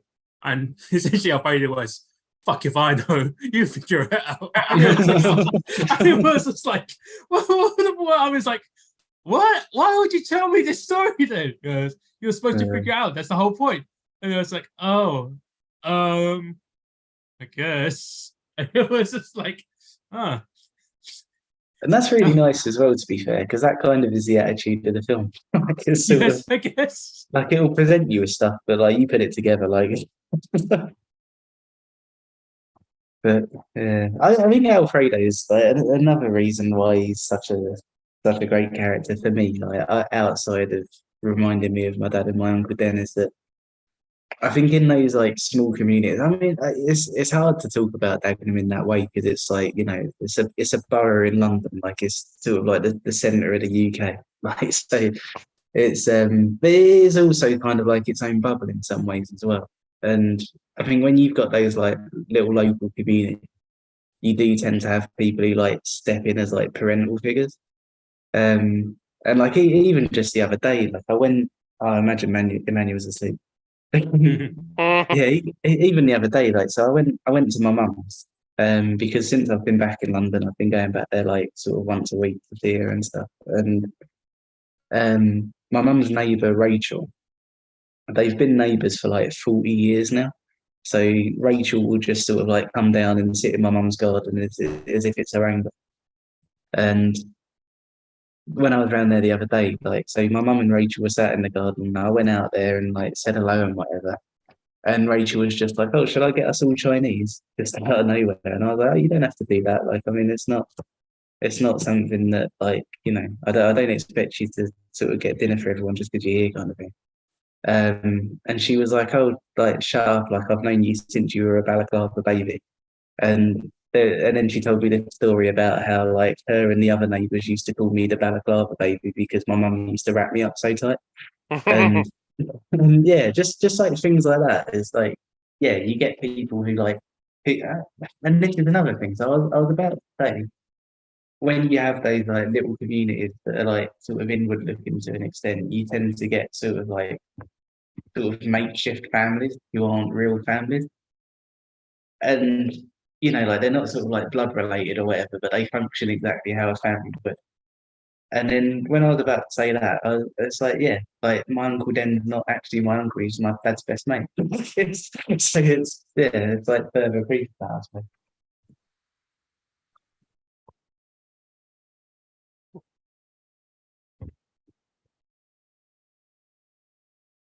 I feel like that is also part of this community in this film as well. You have the guy who says that everyone picks someone to sleep in the cinema, and then they have that phrase, "Oh, I can't remember what the fuck he says. It's like, I'll make a mincemeat out of you." I can't remember what they say. You'll reckon Yeah. with me. Yeah, you reckon with me. Yeah, I feel like that's part of like the whole thing because they don't just have that with like that little town. They have that with the town, I guess, next over because there's the scene I remember where the owner of the new cinema Paradiso, the guy who won like the football lottery ticket or something, right? Yeah. And like he was complaining about, "You've only gave me one fucking set of reels. I've got two cinemas to go. I'm gonna use the one the one set between the two." And you had like them like driving. I think that one kid's just like riding his bike in between the cinemas. I can't imagine how many fucking showings they had that just during like one day, but that must have been so fucking tiring. I cannot imagine. But they have that in like the other cinema as well, where it's like it's not as nicely kept as Cinema Paradiso. It's more a bit outside, I guess.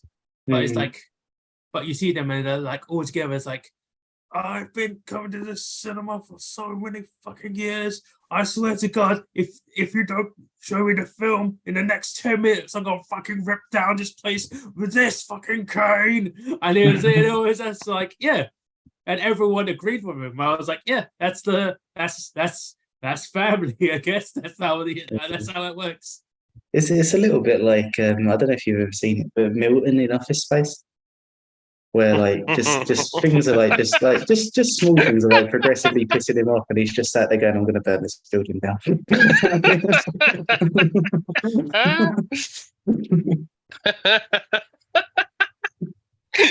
Oh, I'm just remembering Office Space now. Oh.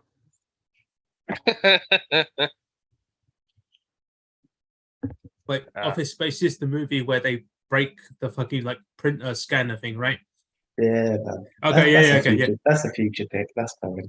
Yeah. I just had to make sure. Yeah. So, anyone else for favorite scenes? Patrick? I've been trying to think of it.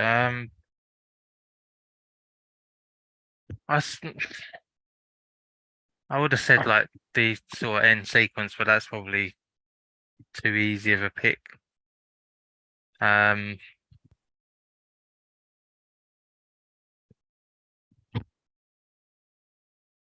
don't think there's one specific scene that I like over the others because the whole film is sort of like a favorite scene. Mm.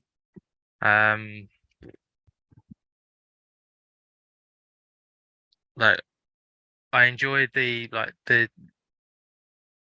sort of one of the early scenes where Alfredo and Toto are sort of in the first cinema, and Toto's trying to grab all the thrown out reels, film bit, and he ends up just nicking a little bit at the end after Archie gets kicked out, and then starts swearing next to his mum, as he's trying to reenact the little bits that he's cut out. So maybe if I was to choose a scene, it'd probably be that one. That's nice. Yeah, that's nice one. But it's funny because you remind me, if I was like a 10-year-old, I guess, yeah, die, you bastard, pew pew. I could just imagine. So someone was smacking me in the back of the head. You go, what the hell did you just say?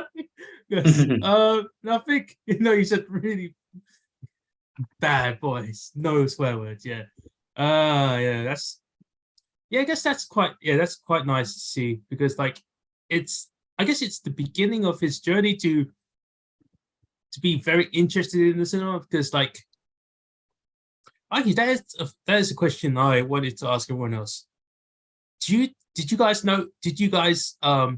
see what was actually being played in the film? Because like there was a John Wayne film that they mentioned, right? And I was like, I couldn't see it. But when he was doing the like outside film festival thing on like the river near the riverside, I instantly knew that they were playing The Odyssey, and I was like, I know that film. I've seen that film before. That's a good film. And I was like, oh yeah, that's cool. That's cool to see. That could be around in itself. There's films that were in Cinema Paradiso. Yeah, films, filmception. Yeah, but there were so many, like even on like in Alfredo's projection booth, there's so many cutouts of stars and scenes from movies on the wall. So that's probably that 10 to 15, maybe more. So it's like that's why it's so cool. It's because it's set in the past, but it's like a snapshot of that particular era, all the movies that Toto would have grown up with, have the connection with. So yeah. So I just found a list of the films that you see in Cinema Paradiso. There's 42. So you got Sullivan's Travels, Gone with the Wind, The Blue Angel, City Lights. I'd nearly pick that for this film. Casablanca, It's a Wonderful Life, Modern Times, Snow White and the Seven Dwarfs, Ulysses, Fury, Seven Brides for Seven Brothers. There's one for you, Alec. That's my nan's. Yeah. My nan's favourite. Kind of you. There's still a lot of future picks there. There's a lot of future picks. Yeah. Yeah. None of them films I don't think I've either not seen or I've just don't really take to. Well, there's an Italian film in it which is quite apt for me today. It's called Bitter Rice.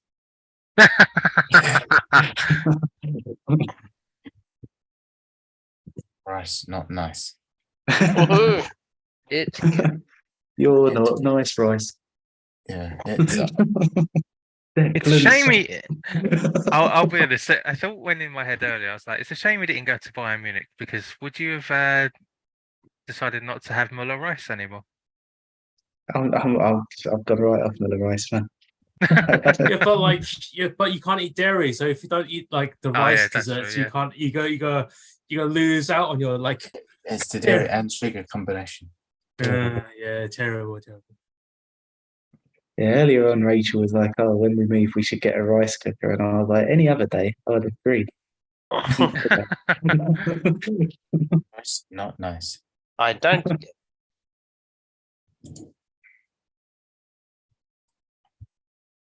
Okay, well, fine. What's that? I said I don't get it. I'm a bit upset because West Ham's best player yesterday was Declan Rice, but today he's signed for Arsenal, and I don't mind him leaving the club. I'm not upset about that so much. But in his unveiling video for Arsenal, he said North London is home now. So I was like, well, fuck you We could say Right. what an ass. then. Oh, Now Rob knows how Irish people feel. Yeah. Yeah. Yeah, you said that. Yeah, such a bad. To be fair, what he did to Ireland was bad as well.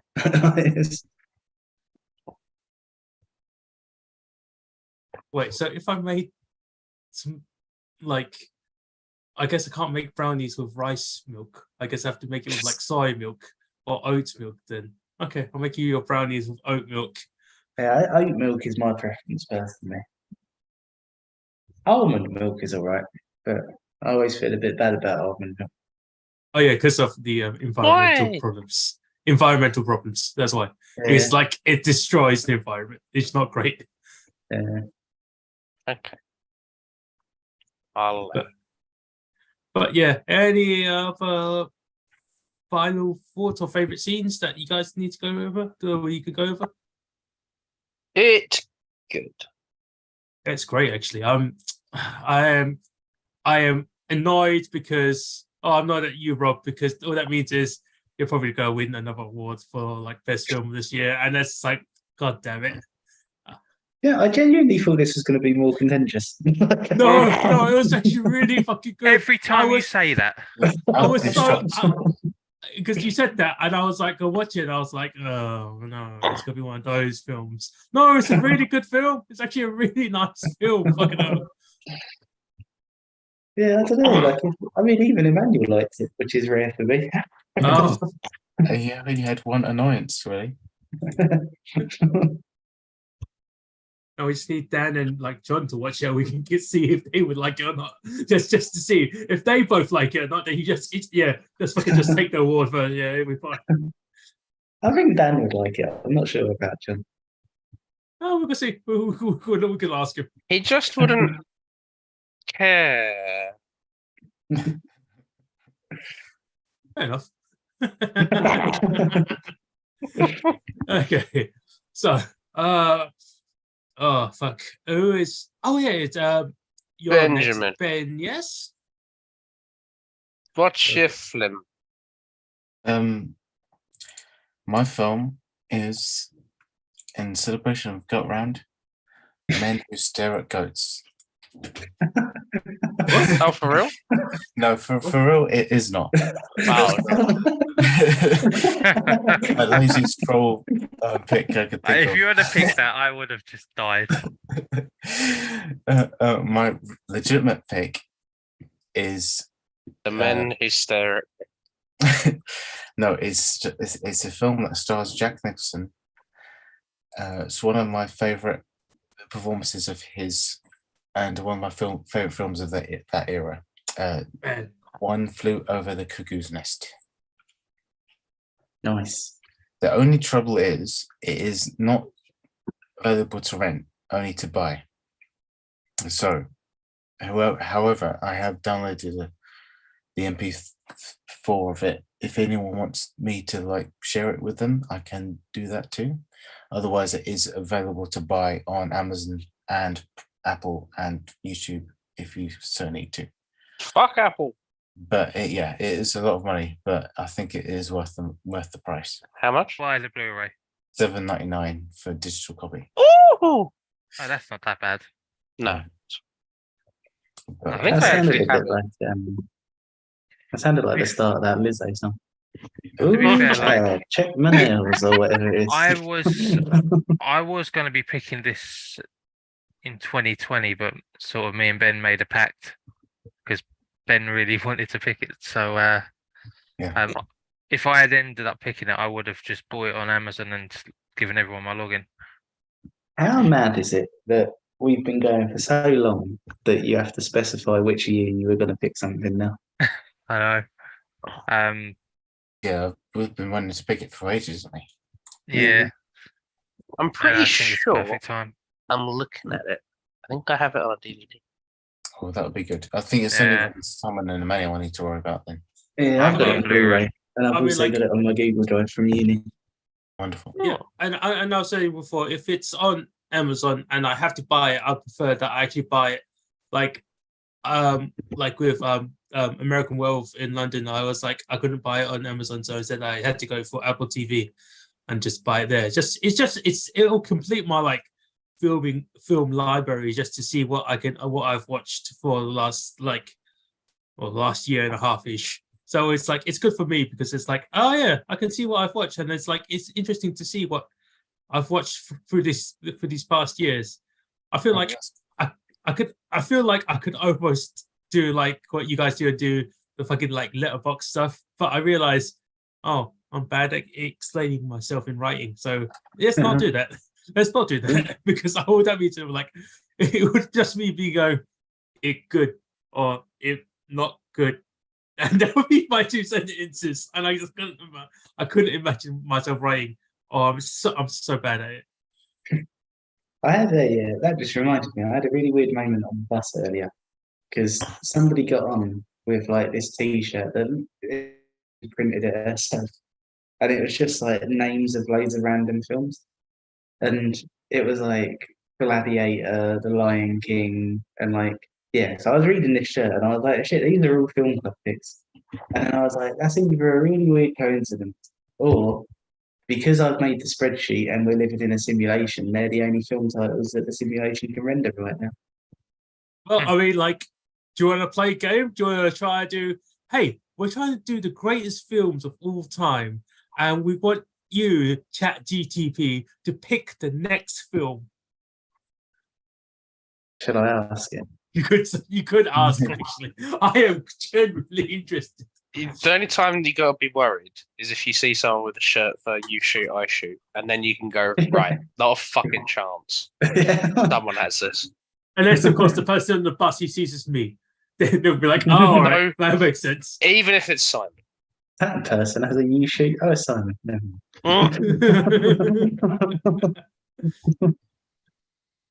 Right, Right. Speaking of which, Rob, are you going to set up the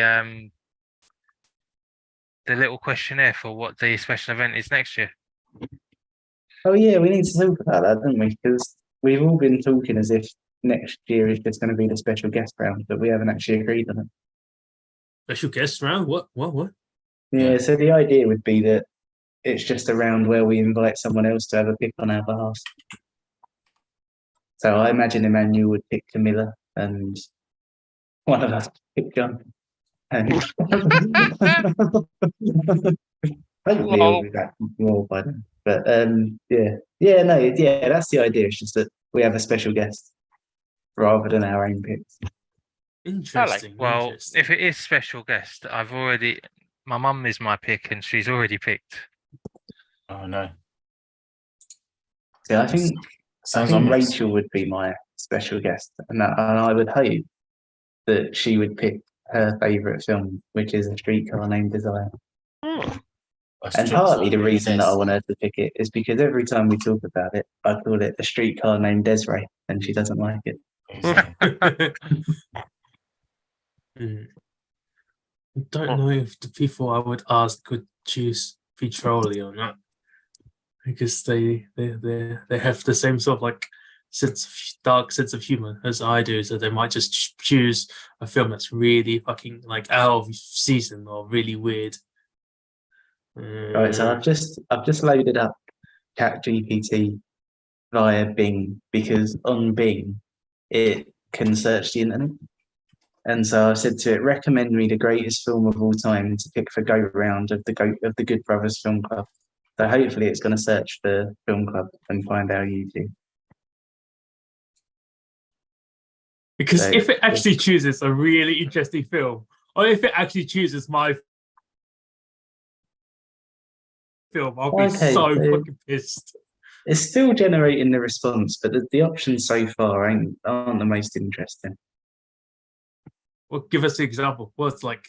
So its response so far, and it's still generating it, is that's a tough question as different people may have different opinions on what makes a film great. However, based on some sources that rank films by various criteria, here are 5 possible options for you to consider. Number 1, The Shawshank Redemption. Directed by Frank Darabont, this film was voted the greatest film of all time by Empire. Citizen Kane, directed by Orson Welles. This film is widely regarded as one of the most influential films ever made and topped the Sight and Sound Critics poll for 6 consecutive decades. Vertigo, directed by Alfred Hitchcock, this film is a masterpiece of suspense and mystery and was ranked as the greatest film of all time by Sight and Sound in 2012. The Godfather, directed by Francis Ford Coppola, this film is an epic saga of crime and family and was rated the 2nd greatest film of all time by IMDb. I feel the one doesn't fit in there because it's going like, oh yeah, these people said this was the greatest film ever, and in The Godfather, it's like it was the 2nd. Yeah, because like it's Well- like Godfather's not too bad. I guess I want to choose it for this though because I feel like The first 3 are actually potential picks for me. Oh, of course. yeah, I mean yeah, Shawshank. but I just I thought you meant the first 3 Godfathers. No, the Shawshank Redemption was for a long time going to be my goat round pick. I am interested in seeing it. I'd again, be to be fair. pissed off if I was Shawshank Redemption. It was a Shawshank Redemption pick. no, I feel like those are great films, I guess, but it's like, do I want to really pick for the greatest of all time? I don't know.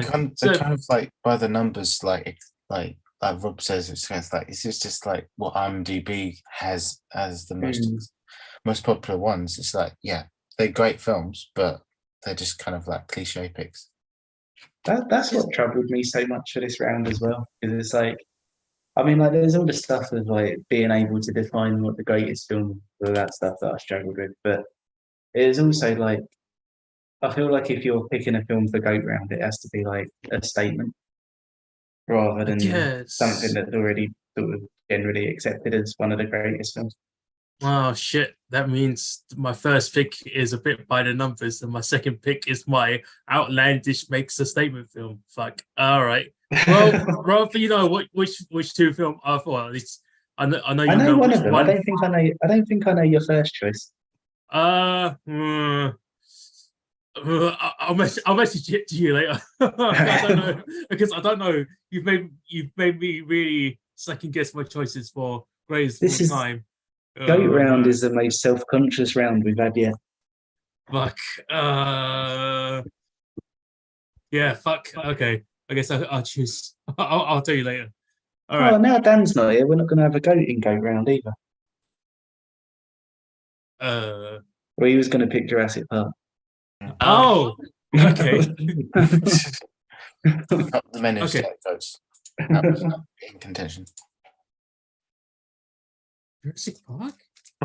Should someone make Humphrey their guest? Oh no, we just doubled. We just like you know reverse it. He goes, no, we're gonna make Coral our guest. Ah. I mean, same different. Ooh. All right. Are we agreed on special guest round? Then? I Why think not? Emmanuel was keen for it. I think we should. I mean, just put it into like the chat as like a vote thing, and just like we'll just say yeah, or we'll just say all in file, all in favor. Say aye, aye. Then All in we'll favour, hear what say goes. die. Nay. Oh, we say nay, nay. And we'll be like that. Yeah. We keep saying that. It's gonna be like Anyways. the first time I pick something that I'm not actually don't really give a shit about. But it's fine. I'm alright with it. To be fair, have you ever seen your mum's pick? Once my mum cries every time. I find it boring as fuck. Oh, it makes me cry. Not that that's a threshold. You have no Oh. ideas. Do we know what it is yet, or have you not said? I've only mentioned it to Rob. Okay. It's one of my Something- favourite films as well. Would allocate it, or would I like it? To be fair, I don't really like Well, it. no, so actually. What I don't- dichotomy? I don't like it, so Alec probably will, Oh, and I interesting. think you'll probably like it. What about Emmanuel? Was there annoyances in it? Well, Emmanuel's is a lottery, isn't it? I saw Emmanuel's score coming in earlier, and I was like, he finally likes the film that I picked.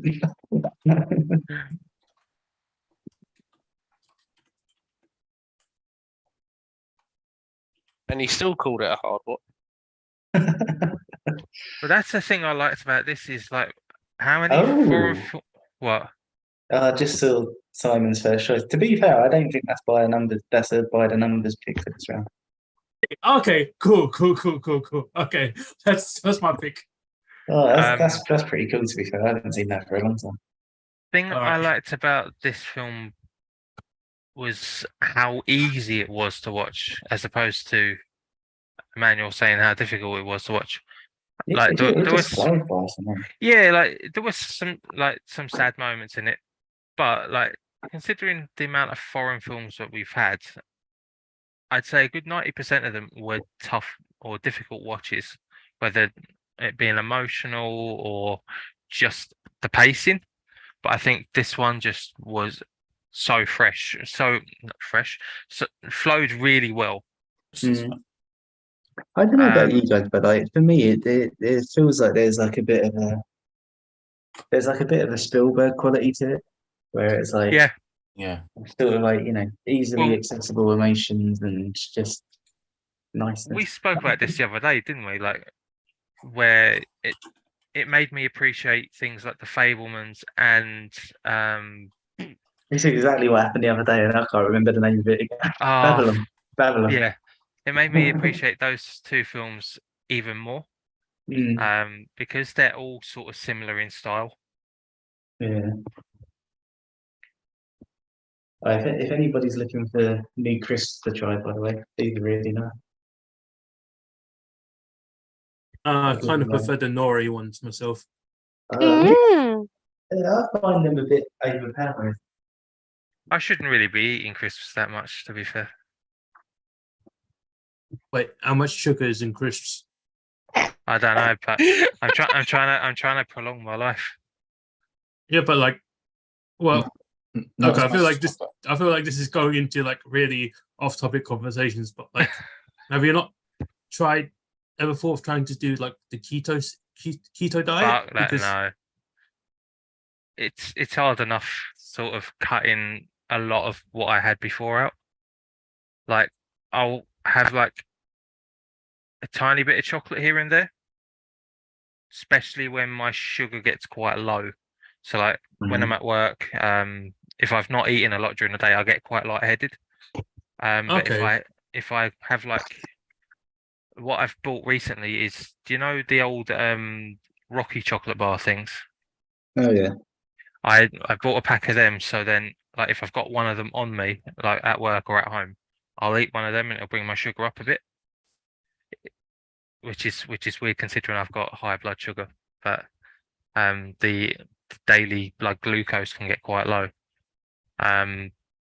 But generally like cutting a lot of the stuff that I used to eat and drink out is difficult enough without sort of going on like a crash diet, like a keto diet. I mean, like, because like the brownies that I plan to make here is definitely ketostasis, like flour and all that sugar stuff. So it's like not really, it's not real sugar, so it's okay for you to eat, I guess. That's what I was planning to give you for like a sugar-free alternate for brownies. And I've actually been warned against things like keto. Really? Yeah, Why? because for my situation, it might be counterproductive. Really? Okay, I'm Yeah. very interested in this, but I feel like this conversation has changed the point of this film. I feel like if we just like end it there, Rob, right?